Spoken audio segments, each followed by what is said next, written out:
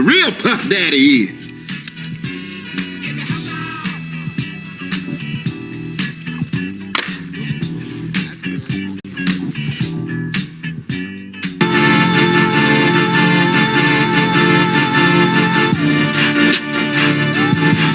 Once and for all.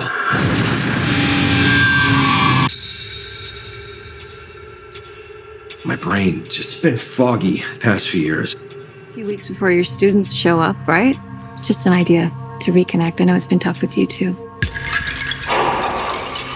The balance of light and dark is what we're after. You're in the art school, I take it? Yeah. You go here too? Yes. Seeing crazy stuff. I think these drawings could be clues from my past. There's so much you don't know, and I was too scared to tell you the truth. Our family has been keeping secrets. They suppressed our memories, but I can still feel something. On YouTube, we back in the Low Key Cave, Keyshawn Nimes YouTube page, aka Mr. Low Key, and we back with another movie review. This time we have Insidious, The Red Door. Was I looking forward to this? I'm not gonna say I was, but at the same time, it wasn't like I didn't want to see this. For one of the main reasons is the fact that we was coming back to the Lambert family, as far as, you know, Patrick Wilson's character and his family, as far as Dalton them and whatever. And those first two Insidious movies was definitely my favorites. I even feel like I like Insidious Part 2 probably even more. Not only for what they did with the scares, but more so than anything, that story and the way they kind of did that little twist with it. I definitely enjoyed that, man. But as far as Insidious, The Red Door, you know, this time around, it's, James Wan is producing, but this is Patrick Wilson's directorial debut. This is pretty much his first film that he's directing, and I went into this not like, oh shit, man, I don't know about this. More so than anything, you got to remember Patrick Wilson has been with James Wan forever. The Conjuring movies and the Insidious movies. And if you know Patrick Wilson as an actor, he's been in a couple other scary movies. It's one in particular on Netflix that I think y'all should check out. It wasn't one of my favorites, but it's a pretty interesting one. It's based on a Stephen King story. So overall, I feel like Patrick Wilson is that type of person who's just been indulging everything James Wan them been doing. He's been taking it all in. So I feel like you can definitely trust him with this project. With all that being said, going into this, we are pretty much catching up with the Lambert family 9 years later, after, you know, the events of Insidious Chapter 2, which, you know, Josh, played by Patrick Wilson, pretty much went into his shining mode, you know, Jack Nicholson. He was possessed. And that's another thing I really enjoyed about that story, man, is the way they kept kind of throwing you off a little bit, because you think it's one thing, but then you find out this entity that's pretty much coming after him is a whole nother thing. Not only that, the fact that we still dealing with this, you know, red demon that's still been in the lurking. But outside of that, we're pretty much starting this off with him going into the whole phase of them pretty much being put to sleep and pretty much taking away their memories, so they don't remember the whole thing with the furthering or the demons and everything, kind of suppressing their memories, so they, I guess, wouldn't come back to the situation where if they remember it, then that pretty much makes the demon pretty much come around, as far as if they having these thoughts or these dreams, which taking them into the further, which they call it, or astral projection or whatever. But anyway, man, 9 years later, and I was curious to know if this was going to be the same little boy playing it, and it is. If I'm not mistaken, these are all the same kids that played in the original movies or whatever. And we start this off with the actual funeral of Josh's mother. And you know Josh's mother, she pretty much was the beginning and started this as far as everything they have going on, including Josh's family. And this definitely plays a lot into this movie. It's a lot going on with Josh.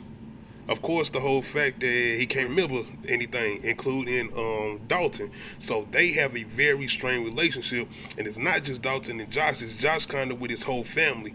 Everything is foggy with him. It's hard for him to remember certain things, if anything, and it's kind of put a damp on how he kind of how his emotions, not only his emotions, but the way he is with his family, and he kind of doesn't even have a relationship with his family.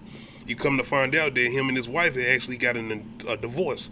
So that's probably one of the things that kind of irked me a little bit at the beginning of this movie, is how people was treating Josh, especially Dalton.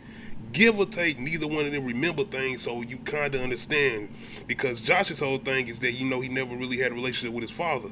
And they, once again, dive into those kind of things in this movie. Now it's kind of seeming like he's kind of putting on that same effect that his father had on him, and he's doing it with his family.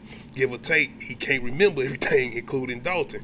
So them two are butting heads very early in the film, and man, that's one thing I actually enjoyed about the beginning of this. There's so much emotion that's at the beginning of this, especially with Josh, him not really remembering things, him saying he might need to get some help, and the way Dalton is kind of treating him, and the way everybody around is kind of treating him, and it's like he's kind of on this thing where it's like, damn, I don't know what else to do.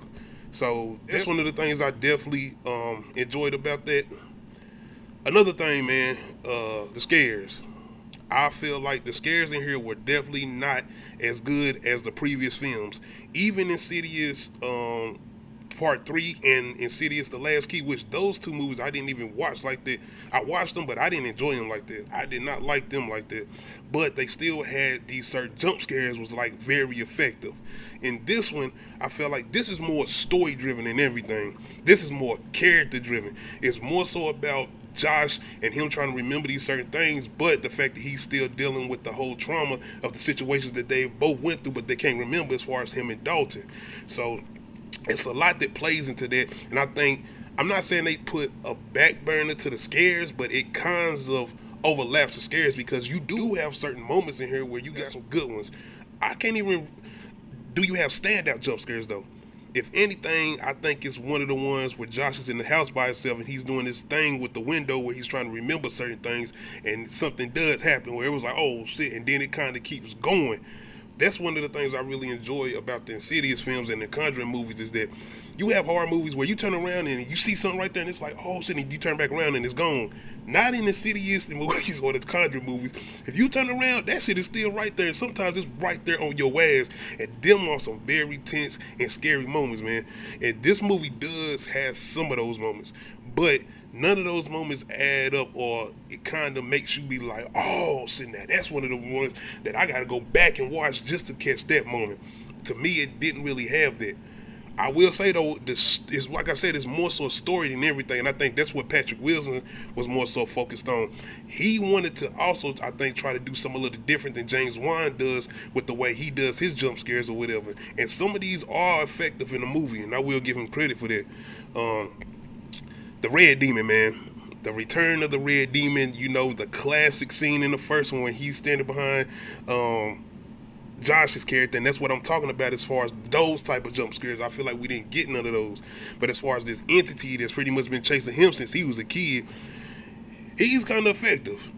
The one thing I will probably say about the movie is that the direction they go in, as far as towards the end, it was like, it's, I ain't gonna say it's repetitive, but if you'll remember the end of Insidious Chapter 2, and you kind of get why they kind of went that route, I was thinking like, oh shit, is this what we about to do then? And I'm not gonna give anything away, but it was just kind of like, are y'all, I'm not gonna call it lazy as far as the direction they went in the end, but I just wanted something a little different, especially if this supposed to be the last one dealing with the Lambert family. I kind of wanted something a little different, because I feel like y'all did that already. We don't, like, do something a little different. But I ain't gonna, outside of that, the relationships, we do have other characters in here, in particular the roommate to Dalton. I really enjoyed that character that's played by this black girl. I forgot her name. Was it Chris? I think her name was Chris. But I definitely enjoyed her and the chemistry between her and Dalton. That's one thing about the movie, is that nobody gets on your nerves. You like everybody. You don't want to see people die. So that's what I will say. Outside of that, once again, to me, it's more so the ending. I like what they did and what they was doing, but once again, you can tell that this was all more story driven. And once again, you can have movies too that try to focus on the scares too much and don't give you that good story or that good character where you want to care about these characters, and you like, all right, them scares, the scares or the jump scares are cool, but we don't care about these characters. One thing about this movie, you definitely care about these characters, especially the fact that we familiar with them and they've been in previous movies. We do got a couple cameos in here, and I did appreciate that. And the cameos work. They not like thrown in your face, and the fact that, you know, they supposed to have these suppressed memories where they don't remember certain things, and you understand why certain characters are not in here, but they do make they cameos. And I ain't gonna name everybody. You know, certain people from the original films, as far as, you know, Elise and the two paranormal investigators, which I really enjoy. And even the scenes that do happen with them are some good scenes. They also kind of funny, but Elise, man, even with her, you know, not being around, you know, she's dead or whatever, she's still able to make a presence in here and make this shit kind of scary and creepy a little bit. But yeah, man, I definitely enjoyed those little moments. And like I said, they weren't heavy-handed and they weren't thrown in your face. It makes sense within the story. Outside of that, though, this is not a bad entry at all as far as the Insidious chapters or whatever, or the Insidious franchise. It's pretty decent, and I might have to go back and watch The Last Key in Chapter 3 just to see if it's better than those two. Because once again, I didn't like those two like that, but they had some decent scares, and the characters weren't bad in those. But I think I probably like this one a little bit more because once again, we familiar with the Lambert family, and it's the fact that those first two was kind of my favorite. So outside of that, I feel like the thing that I ain't gonna say even hurt the movie, but I mean, it's a horror movie, so the scares, man, the scares just wasn't as effective as the previous films. So that's probably the only thing with me. Story-wise, I was engaged. I was wanting to see what was going to happen for the fact that, you know, Josh and Dalton could remember certain things. So that whole relationship between those two, it was effective. And that's one thing I really enjoyed. Dalton was getting on my nerves a little bit, just a little bit. But I had to understand that he couldn't remember certain things. It was just the way they was treating Josh, man. Because it's a scene at the beginning in particular where it's like, damn, that's a little emotional. I like that, though. And it's like, damn, you hurt my man's feelings. Why you acting like that towards him? But anyway, man, outside of that, it's definitely, I say it's worth the theater experience. I will say that. I'll say that. Because once again, you got a lot of horror movies out here that is definitely not worth the theater experience. But the last couple ones I feel like we've been getting, including this one, are good. So yeah, you definitely should go check it out. Outside of that, where would I put this in the Conjuring? The Conjuring. The Insidious franchise, number 3. Out of all the movies, Insidious 1, I would say for me, it's Insidious 2 as the number 1, Insidious as number 2, and as far as Insidious the Red Door, number 3. And as far as out of the 5 movies, I would probably put The Last Key as number 4, and Insidious 3 is probably number 5 for me. So y'all let me know how y'all feeling. If y'all had a chance to check out Insidious the Red Door, let me know how y'all feeling about it. Outside of that, make sure you hit that like button, make sure you hit that subscribe button, make sure you hit that notification bell, let you know when I upload new videos. Other than that, we out.